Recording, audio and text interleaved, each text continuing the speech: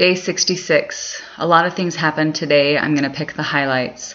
A firefighter's bill failed on the House floor, and the Republican firefighter from Billings voted against it. That's the fourth time that he's voted against his union. The pension bill, House Bill 377, got passed. The pension bill, House Bill 454, got passed. Two really good things that happened today.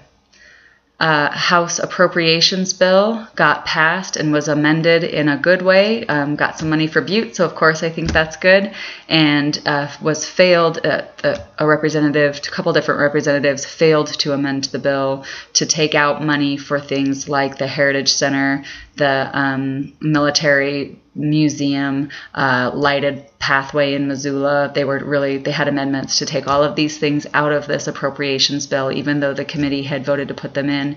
And the amendments all failed, and then the bill passed. So all of the projects that the committee voted to fund got funded. The pay plan passed today. That's kind of a good bad thing. These folks deserve 5 and 5. Every last one of them deserves more than 5 and 5. That's not what they got, but at least they got something. And I guess that's really saying something considering who gets to do the voting. In Human Services this afternoon, we heard a bill that was meant to replace Medicaid expansion. And they said this is not meant to replace Medicaid expansion. Although the former Speaker of the House, Milburn, was the proponent of the bill and said this is meant to replace Medicaid expansion. We expected it to pass. We were surprised when we came back from our little caucus meeting and found out that they amended everything out of the bill except for the whammy slots. So we knew something was awry.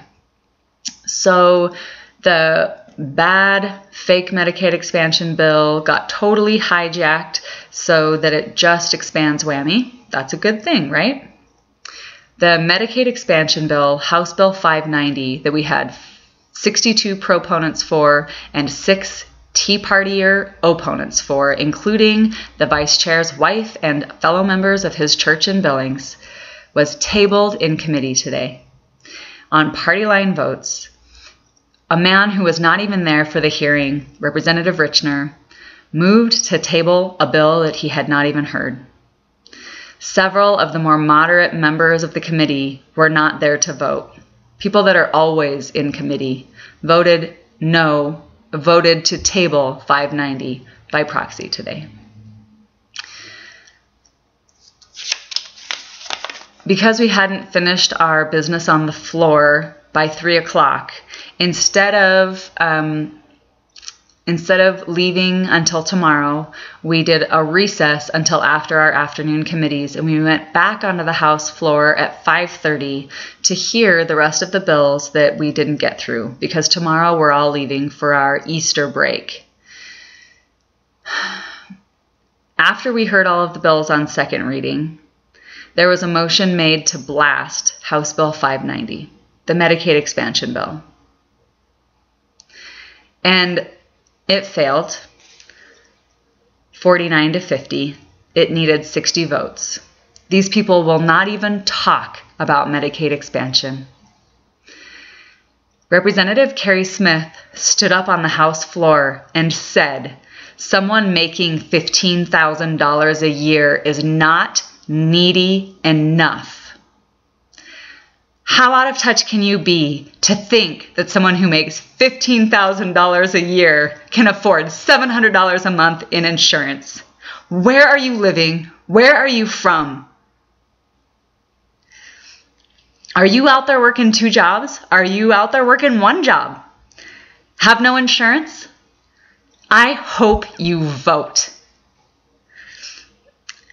Representative Knutson, these are leadership members in the Republican Party. Representative Smith is a whip, and Representative Knutson is also a member of their leadership.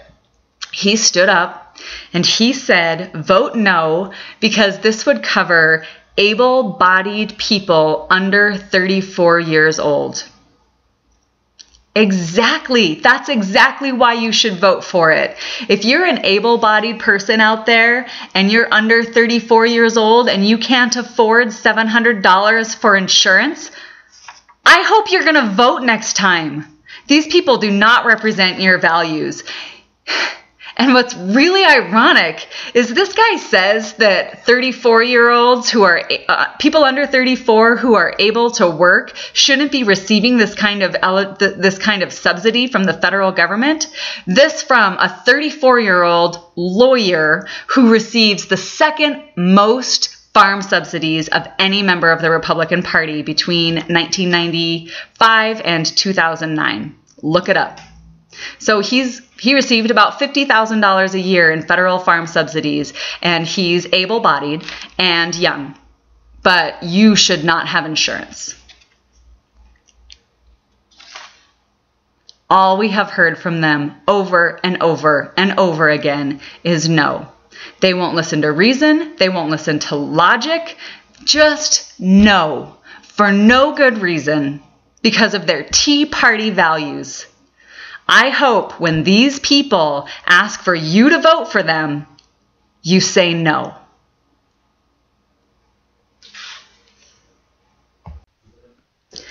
I can't end this video without asking you to do something about it. You can probably tell, I look haggard and I am just devastated by this. And the time to start planning for the next campaign season is now. So I'm going to ask you to talk to your friends and neighbors, and I'm going to ask you to volunteer on campaigns in the next election cycle. We have a little bit more than a year before we can actually vote some of these people out and get in people who represent Montana values. In the meantime, the Democrats have a staff of people who are recruiting candidates already to represent Montana values in the next legislative session. This is the only way that we can win. I would like you, if you can, to go to this website, bit.ly/votethebumsout, and contribute to the Montana Democrat Legislative Campaign Committee. These people will work year-round to get Democrats elected to the Montana legislature. I know that I have close to 100 followers, and I know that I have thousands of people who have watched these videos, so I know this is reaching you, and I want to thank you so much for your support. Don't go give your last dollar that you need to spend on your own insurance. But this website, you can give as little as $1 or up to whatever you can afford.